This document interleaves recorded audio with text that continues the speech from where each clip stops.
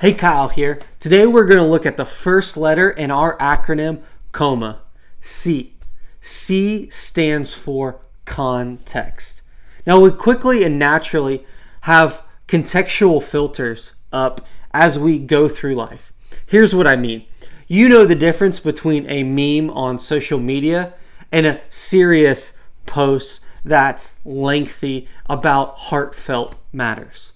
You factor in the scope of generalization from a national news source to a local news story. There's a difference there between when you read the two. You know the difference between when a trusted friend gives you advice versus a celebrity and vice versa.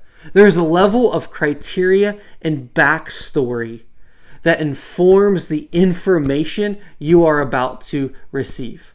And so I want to give you 4 questions that aid in discerning the context of something you are about to read. The first question is this: what genre of writing is this? The Bible is filled with several different types of genre: story or narrative, poetry, or even direct instruction called discourse. Knowing the genre will help you know the biblical equivalent of what's serious and what's satire. The second question is, what do we know about the author? Now, you don't have to know a ton about the author, but what this question does is it helps you know a little bit more about the way in which the author is going to write and the information that he is going to present. It's helpful sometimes to know the backstory, especially later in the Bible when the Apostle Paul writes to a group of churches. And it's good to know that Paul wasn't always a Christian. He actually killed Christians before he became one. And so anytime Paul talks about the seriousness of his faith, you know that this wasn't something that he took lightly.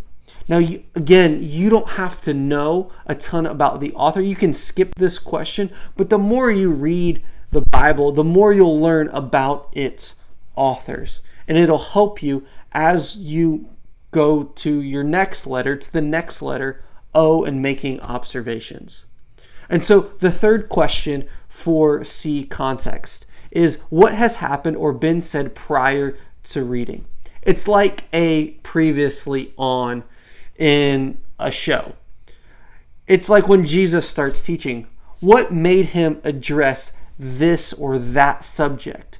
Well, if you go back, you see there's a type of interaction that was occurring that then led him to give this teaching or tell this story. And so it's helpful to have a previously on before you're about to read the text. The fourth and final question is, does this text, does the Bible passage that you are about to read or have read come before, during, or after Jesus? The Christian Bible is divided into 2 parts, the Old Testament and the New Testament. So think of it this way. The Old Testament is everything before Jesus. The New Testament is what happens during and after Jesus' life, death, and resurrection. And the whole Bible points to Jesus. He is the hero of this story. Everything points to him.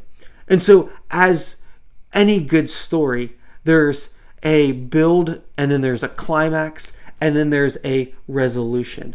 And so whether it's the conflict piece or the climax or the resolution, we want to know where we're at in the larger story. And so knowing that context helps us understand, how is this story building to Jesus? And so these 4 questions will set you up to make observations, which is the next video in our series. We hope that this video equips you to read the Bible so that you become a better follower of Jesus in your everyday life. Make sure you hit subscribe to our Generations Church channel so that you can stay equipped as we expand God's family because of Jesus for generations to come.